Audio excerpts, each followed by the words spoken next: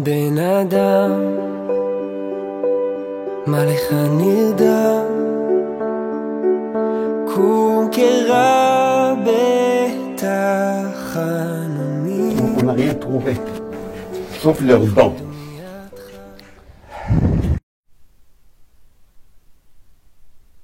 Ici, nous sommes sur le site du cimetière des voitures, où il y a à peu près 1800 véhicules qui sont répertoriés et surtout qu'on puisse faire le kaddish par rapport à des personnes qui ont disparu dans les voitures. Cette voiture qui était la voiture du super-héros qui a fait plusieurs allers-retours sur Nova pour sauver des personnes et qui pour finir s'est fait arrêter par le Hamas et je ne pense pas qu'il a été tué mais qu'il a été pris comme otage. La voiture blanche également qui a une histoire, qui est une famille qui a appartenu au kibbutz Glar Gaza. La famille a été kidnappée également. Le véhicule est sorti de l'hôpital Shifa sans la famille. Une partie des motos des terroristes du Hamas qui ont servi à faire toutes leurs exactions.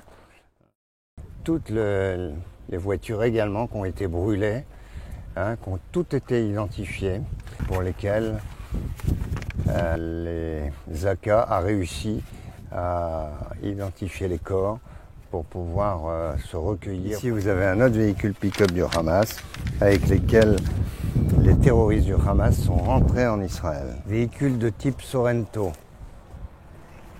C'est le véhicule de police qui a subi les pires dégâts sur le site. Regardez.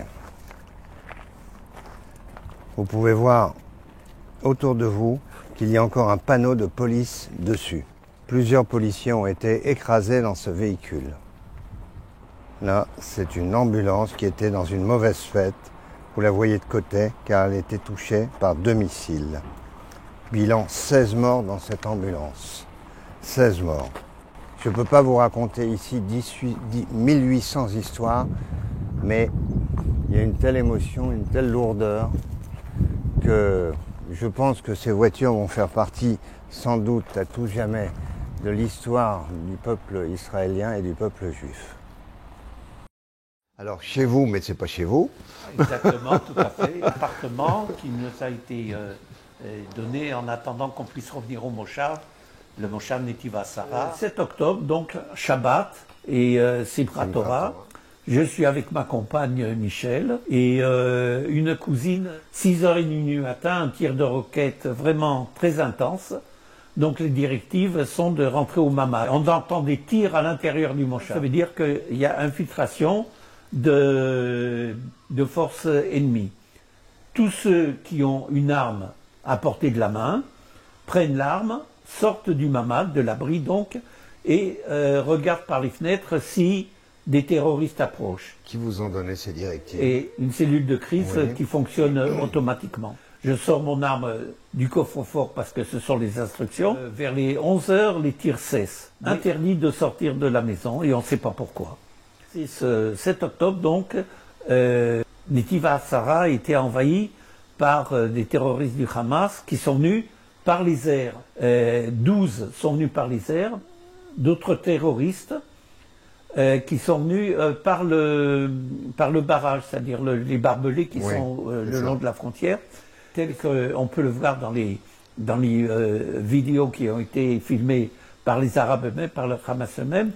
Non seulement des terroristes sont rentrés à l'intérieur du territoire israélien, mais aussi des civils qui eux-mêmes ont pris des otages, eux-mêmes ont participé au viol et au pillage. Quand on voit comment les terroristes ont été accueillis chez eux dans la bande de Gaza avec des bonbons et avec la joie, et comment les otages ont été tabassés par la population, tout ça on le voit, et c'est même pas nous qui avons filmé. Il y a eu des victimes. On a eu 20 morts, donc 6 morts de la section d'intervention armée, comme il y a dans chaque kibbutz et dans chaque moshav, des anciens militaires, surtout des officiers. Et ça, le but, c'est d'intervenir tout de suite à la moindre alerte, en attendant que l'armée vienne se déployer. Voilà. 20 morts, donc quelques morts dans l'armée. Mais les autres, c'était des civils qui... ma voisine, par exemple, l'a assassinée sur place. Une amie de Netiv Hatzara qui s'appelle Sabine. Son fils a été tué à la plage de Zikim. Il était parti avec des copains faire du surf. Et son mari a été tué par les terroristes. Et deux de ses enfants ont été blessés. Le 9 octobre, l'armée a décidé de boucler le Moshav. C'est-à-dire que tous les habitants sont obligés de sortir. Les ouvriers thaïlandais qui sont partis le 7 octobre, d'après les directives du gouvernement, sont revenus de Thaïlande. La plupart étaient très contents de revenir. Vous aviez connaissance des tunnels où il y en avait pas loin Oui, de chez, alors les pas loin de tunnels, chez ça vous. fait déjà très longtemps qu'on avait découvert l'église. C'est seulement avec cette guerre qu'Israël a pu découvrir l'amplitude, la quantité et la qualité de ces tunnels. C'est quelque chose de vraiment incroyable. En tout cas, merci de votre témoignage. C'était un plaisir de vous accueillir. Et shalom, Shalom. à toute Voilà. la communauté de Lille et à tous les Juifs de France. Je voudrais avoir tout simplement le déroulé exactement du début de matinée du 7 octobre vers 6h30 du matin, me semble-t-il. On est ici dans un abri au premier étage de l'immeuble de Chouki. Entrés ici dans la ville, ils voulaient simplement tuer des gens, ils sont venus avec des cartes et le seul but pour eux c'était de tuer des gens.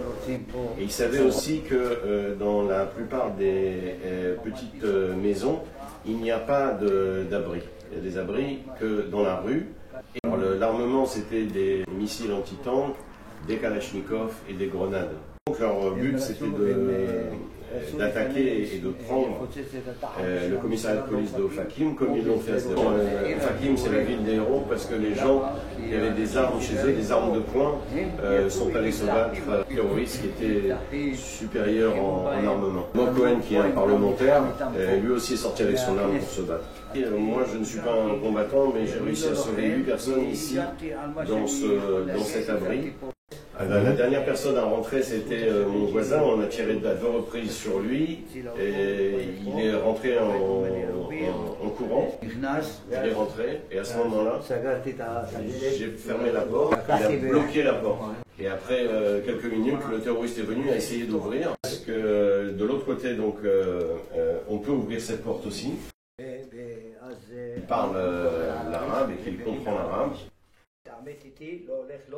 Et alors à ce moment-là, le terroriste a commencé à hurler Juif, ouvre la porte, ouvre la porte.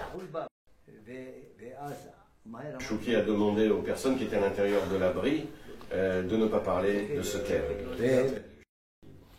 Et donc il a tenu cette porte pendant 6 heures. À ce moment-là, il a entendu donc des tirs, des explosions et aussi des appels au meurtre des musulmans qui hurlaient Allahu Akbar.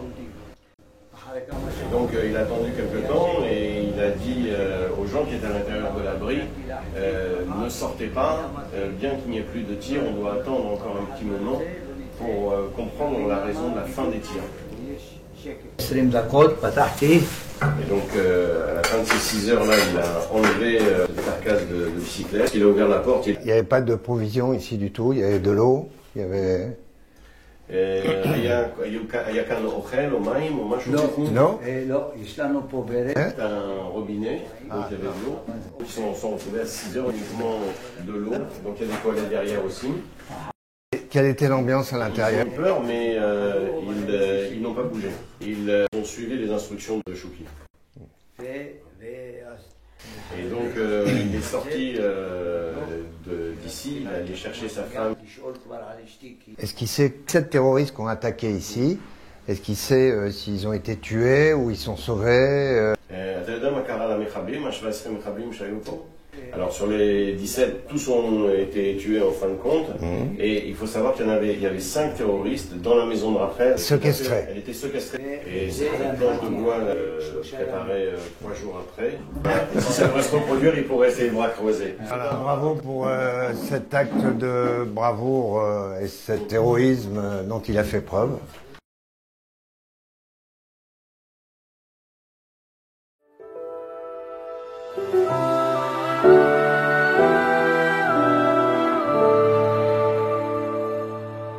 בן אדם, מה לך נרדם?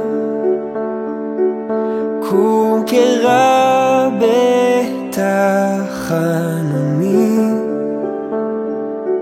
כל דומייתך לאוזני כתופים, הנה מצאתי חן בעיניך אבי. תן לי תפילה אחת טובה שתפתח לי את כל השערים, תן לי מילה אחת כנה שתותיר אותי בלי שום אוויר. אני רוצה להיות תלוי על חוט השערה באמצע הים, צועק בכל כוחי, ריבונו של עולם, מה לך נרדם? תציל אותי.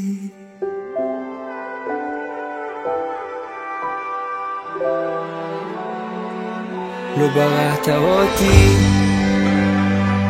להתהלך כישן, אתה מלא אהבה, אני רוצה גם כן.